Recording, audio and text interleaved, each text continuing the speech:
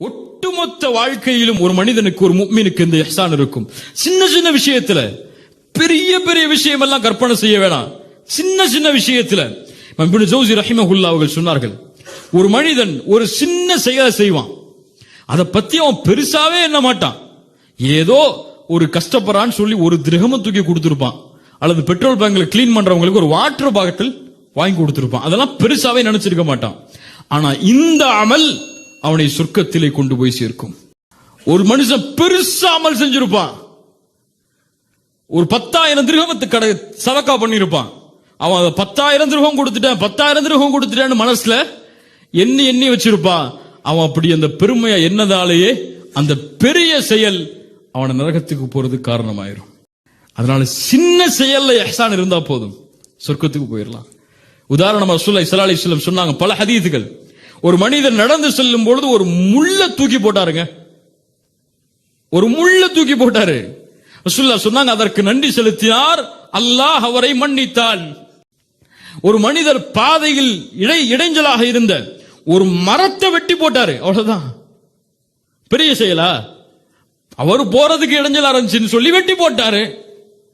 ரசூலுல்லாஹி ஸல்லல்லாஹு அலைஹி வஸல்லம் சொன்னாங்க, இவர் செய்ததால் இவரை அல்லாஹ் சொர்க்கத்தில் அனுப்பினான். ஒரு உபச்சாரி நாய்க்கு தாகம் என்பதால் தன் ஆடையை கிணற்றிலே முக்கி எடுத்து அந்த தண்ணீரை பிழிந்ததால் அல்லாஹ் அந்த விபச்சாரியை மன்னித்து சொர்க்கத்தை கொடுத்தான். இஹ்சான். நம்ம 5 வக்து தொழுதா சொர்க்கத்துக்கு போலாம்னு நினைக்கிறோம், தாவா செஞ்சா சொர்க்கத்துக்கு போலாம்னு நினைக்கிறோம், கரெக்டா சதக்கா கொடுத்துட்டா ஜக்காத்து கொடுத்துட்டா சொர்க்கத்துக்கு போலாம்னு நினைக்கிறோம். ஆனா இதெல்லாம் நம்மள சொர்க்கத்துக்கு அழைச்சி போகணும் ஒருபோதும் நினைச்சிருக்க மாட்டோம். கோபத்தை கட்டுப்படுத்தினா சொர்க்கம் கிடைக்கும் நினைச்சோமா? ஒருவருடைய கண்ணியத்தை பாதுகாத்தா சொர்க்கம் கிடைக்கும் நினைச்சோமா? ஒருவருடைய குறையை வெளிப்படுத்தலனா சொர்க்கம் கிடைக்கும் நினைச்சோமா? பொய் சொல்லாம இருந்தா, பொறாமை கொள்ளாம இருந்தா, கோள் சொல்லாம இருந்தா, ஒரு சகோதரனுடைய கண்ணியத்தை பத்தி பேசாம இருந்தா சொர்க்கம் கிடைக்கும் நினைச்சோமா? ஆனா இஸ்லாம் இதனால் தான் உன்னால் சொர்க்கத்தில் எளிதா சொர்க்கத்துக்குள்ள லேசா போக முடியும் சொல்லி நமக்கு வழிகாட்டுது. சுப்ஹானல்லாஹ். இந்த குணங்கள் எல்லாம் நம்முடைய வாழ்க்கையில இல்லாத காரணத்தால தான் இன்னைக்கு உலகம் எல்லாம் இந்த சமூகத்தை ஒரு எதிரியான சமூகமாக பார்க்கிறது. பல முஸ்லிம் நாடுகள் முஸ்லிம்கள் நுழைவதற்கு கூட தடை போடுது, மேலையா? அதை கூட பார்த்துட்டு நம்ம எல்லாம் சகிச்சிட்டு இருக்கோம். முஸ்லிம்களுக்கு இன்னைக்கு எங்கேயுமே வீடு கிடையாது, உண்மையா இல்லையா? பெரிய பெரிய சிட்டில எங்கேயும் முஸ்லிம்கள்னாலே வீடு கிடையாது. முஸ்லிம்கள் வந்தாலே சீட்டை விட்டு ஒதுங்கி போய் உட்கார்ந்துடுறாங்க.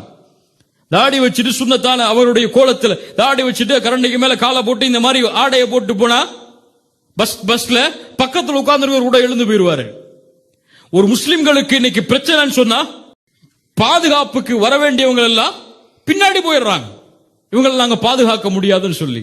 ஆனா சஹாபாக்கள், நபித்தோழர்களுடைய வாழ்க்கை இந்த இஹ்சான் என்ற குணத்தால் இருந்ததால் அவர்களுக்கு ஒரு பிரச்சனைன்னு வரும் பொழுது அவர்களை எதிர்த்தவங்க கூட வந்து முன்னாடி நின்னாங்க, உங்களுக்கு இப்படி நடக்க கூடாதுன்னு சொல்லி. அபூபக்கர் ரலியல்லாஹு அன்ஹு ஹபஷாவுக்கு போனாங்களா இல்லையா? அபிசீனியாவுக்கு ஹிஜ்ரத் செஞ்சாங்களா இல்லையா? அபூபக்கர் அபிசீனியாவுக்கு போனாங்களா இல்லையா? தெரியுமா தெரியாதா? சீரா போனாங்கன்னு சொல்றவங்க கையை உயர்த்துங்க. அபூபக்கர் அபிசீனியா ஹிஜ்ரத்துக்கு போனாங்க.